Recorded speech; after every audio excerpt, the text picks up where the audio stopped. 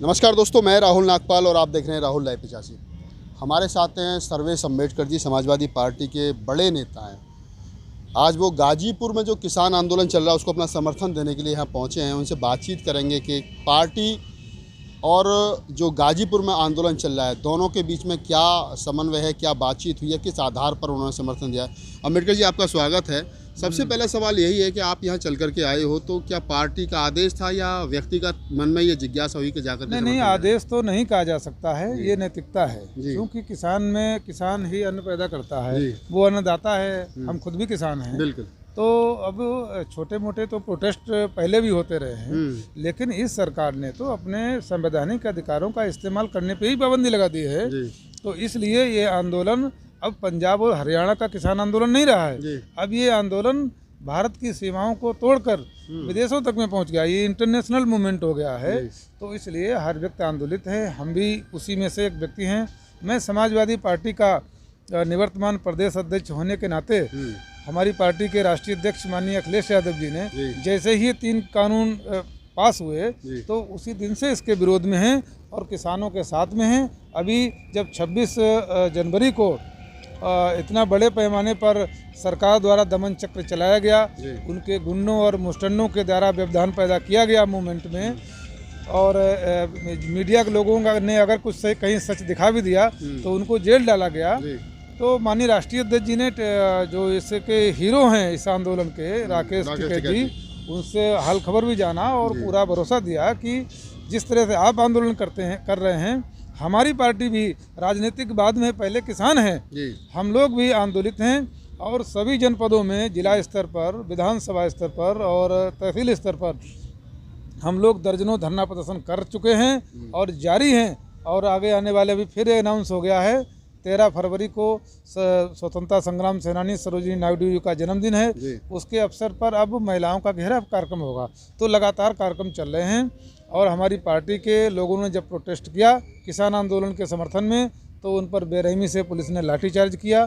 सैकड़ों लोग जेल में बंद हैं हमारे कार्यकर्ता पार्टी के, और सैकड़ों लोग अंडर ट्रीटमेंट हैं, हॉस्पिटलाइज हैं। और इस सरकार को उखाड़ फेंकने के लिए हम लोग कटिबद्ध हैं। किसान अकेले नहीं हैं, अब किसानों के साथ में हर वर्ग के लोग इस देश में खड़े हो गए हैं। एक बड़ा सवाल ये है कि जिस प्रकार से सरकार हठधर्मी पे जो है अड़ी हुई है, सरकार, प्रधानमंत्री ने कहा कि मैं 1 फ़ोन की दूरी पर हूँ, लेकिन बात वहीं से शुरू होगी जहाँ पे कृषि मंत्री नरेंद्र सिंह तोमर ने ख़त्म की थी 1.5 साल के सस्पेंशन के मामले में। तो ऐसे में बात बनेगी कैसे? देखिए, ये बीजेपी के लोग इतना लोगों को मिसमराइज करने की और गुमराह करने की कोशिश करते हैं। 1 कॉल की दूरी है तो हम सवाल करते हैं कि जब विदेश अटैक करता है, सीमाओं को खतरा जब हो जाता है, तो ऐसी स्थिति में फिर वहाँ पर बाड़ लगाई जाती है, चौकसी सेना की जाती है। जो चौकसी हमको गलवान घाटी में करना चाहिए चाइना को रोकने के लिए, जो चौकसी हमको डोकलाम में करना चाहिए, अन्य भी पाकिस्तान से लगी हुई जो सीमाएं हैं उन सीमाओं पर करना चाहिए, चाहे वो उरी का हो, चाहे वो सियाचिन ग्लेशियर हो, चाहे वो कारगिल हो, ये और बहुत सारी सीमाएं हैं, बाघा सीमाएं। यहाँ पर उनको तो सिंगल लेयर है, लेकिन किसान कितना बड़ा दुश्मन मानते हैं कि 12-12 लेयर की उन्होंने बैरिकेडिंग कर रखी है और कील गड़ाए गए हैं, बड़े बड़े कीले 1-1, 2-2 फीट के हैं। तो वो सोशल मीडिया के माध्यम से सारे देश के लोगों ने देखा है।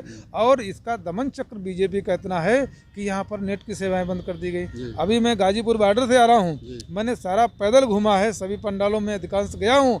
वहाँ के लोगों का कहना है कि बीजेपी ने जो पुलिस के द्वारा गुंडागर्दी कराई तो कराई है, आरएसएस के लोगों को पुलिस की वर्दी में भेजकर, सिविल ड्रेस में भेजकर जो यहाँ पर अफरा तफरी का माहौल किया है, झगड़ा फसाद कराने की कोशिश की है। वहीं इसने जेब कतरे भी भेजे हैं, बीजेपी ने यहाँ पर मोबाइल चोर भी भेजे हैं। तो वो लोगों का अभी तक इंटरनेट बंद किया था, वो मोबाइल मारते थे, तो हज़ारों लोगों के मोबाइल चले गए। यहाँ तमाम लोग शिकायत कर रहे थे। तो इस देश को तबाही के मंजर में बीजेपी ने झोंक दिया है। अब इसका कोई इलाज नहीं है, इसका इलाज केवल एक ही है कि बीजेपी को भगाओ और देश को बचाओ। 2022 में उत्तर प्रदेश में विधानसभा चुनाव है, इस आंदोलन का उस चुनाव पर फर्क पड़ेगा, दिख रहा है? मुझे लगता है कि ये चुनावी हो रहा है, ये चुनावी हो रहा है, ये आंदोलन है, ये चुनावी हो रहा है। बीजेपी के खिलाफ है, जनमत तैयार हो गया है और बच्चा बच्चा आंदोलित हो गया है बीजेपी को। अब तो किसानों ने भी आंदोलन कर दिया है कि भाजपा वालों गद्दी छोड़ो। तो जब गद्दी छोड़ने का ऐलान हो गया, किसान और मजदूर यही वीकर सेक्शन है, इसी को लोभ लालच दे करके, दमन चक्र चला करके, पुलिस का बेजा इस्तेमाल करके दुरुपयोग किया जाता है, तो वो लोग सारे मुखालिफ हो गए हैं।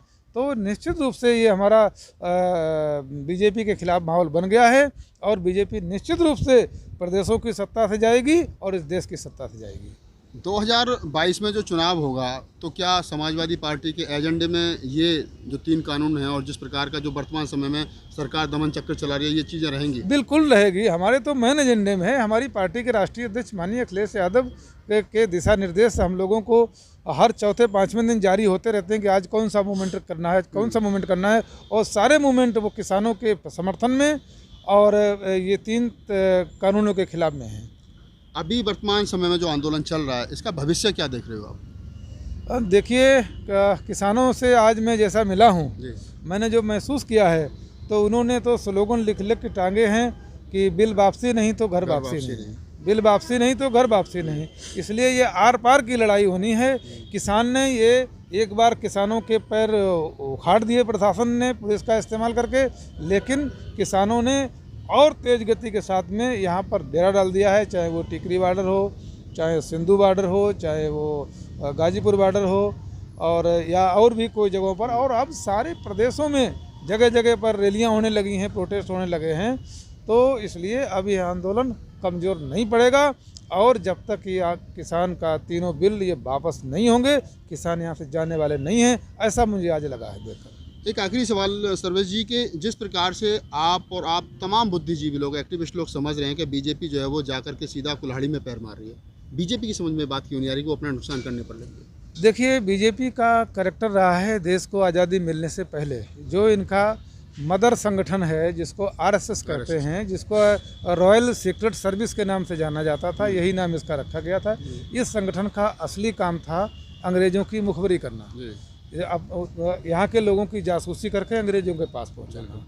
वही संगठन है, आरएसएस का नाम कन्वर्ट कर दिया गया है। यही एक संगठन है जिसके हेडक्वार्टर नागपुर में 52 साल से अधिक समय का बीता, जहाँ देश का तिरंगा नहीं किसने फहराया है। और वही लोग देशवासियों को विद्रोही, देशद्रोही, गद्दार, मक्कार, पाकिस्तानी, अफगानिस्तानी, खालिस्तानी, पता नहीं कौन कौन से नाम वो गालियाँ देते हैं, ये सर्टिफिकेट वो बांट रहे हैं गालियों के नाम की। तो जो बीजेपी का जो चरित्र है, वो चरित्र उनका समय समय पर उजागर हुआ है। इसी आरएसएस पर 3 मरतबा बैन लग चुका है। ये अनरजिस्टर्ड है, असंवैधानिक है। इस संगठन को तत्काल बंद कर देना चाहिए। तो बीजेपी आपने जो उनका मदर संगठन है आरएसएस, उसके इशारे पर काम करती है और इसीलिए बीजेपी ने हमेशा झूठ बोला है, धोखा दिया है लोगों को और देश के लोकतंत्र का गला दबा दिया है। राजशाही उस पर, तानाशाही उस पर हावी हो गई है और लोकशाही की जगह वो पूंजीपतियों के हाथ में इस सरकार की मालिकी देना चाहते हैं। पूंजीपतियों के हाथ में मालिकी, क्या मजबूरी रही है कि अडानी अंबानी 2 गुजराती, इधर ये भी गुजराती, मतलब क्या पूरे देश को कुछ कारपोरेट घरानों को सौंप देना चाहते हैं? देखिए, इस देश में जब भी विदेशी आक्रांता है, चाहे वो डच आए हों, शक आए हों, हूण आए हों, कुषाण आए हों, मंगोल आए हों, अंग्रेज जो भी आए हों, तो वो गुजरात के रास्ते होते हुए आए हैं जी। जब वो गुजरात के रास्ते आए तो गुजरात में उनका पहला पड़ाव हुआ। तो जब बेईमान, चोर, धोखेबाज, आक्रांता, अपराधी आएंगे मेरे और जहाँ पर ठहरेंगे तो उनका प्रभाव हो गया है। तो गुजरात पे बंदरगाह पुराना था, तो ये इन लोगों को वो जेनेटिक गुण मिले हुए हैं आक्रांताओं से।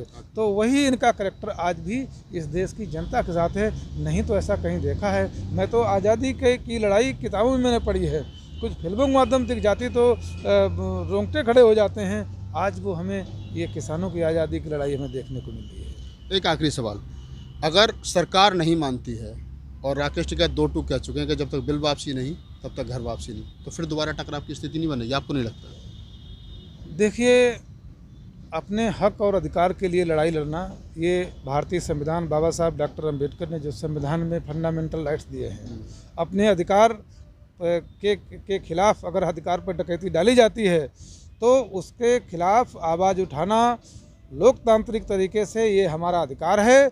सरकार अपनी तानाशाही से कुछ भी करे, बिल वापस ले ना ले, लेकिन मुझे ये पूरा भरोसा है कि अब सारा ये आंदोलन इंटरनेशनल हो गया है किसान भी अपने हक अधिकार के लिए लड़ाई जारी रखेंगे, चाहे वो लड़ाई 6 महीना चले, चाहे 1 साल चले। बिल सरकार को वापस लेने ही पड़ेंगे, नहीं तो इनको सत्ता से वापस जाना पड़ेगा। राकेश टिकैत कल कह चुके हैं हरियाणा की एक पंचायत में कि अगर बिल वापस नहीं होंगे तो हम फिर सत्ता के खिलाफ विद्रोह करेंगे। बिल्कुल करेंगे, सत्ता के खिलाफ तो ऐलान हो ही गया है।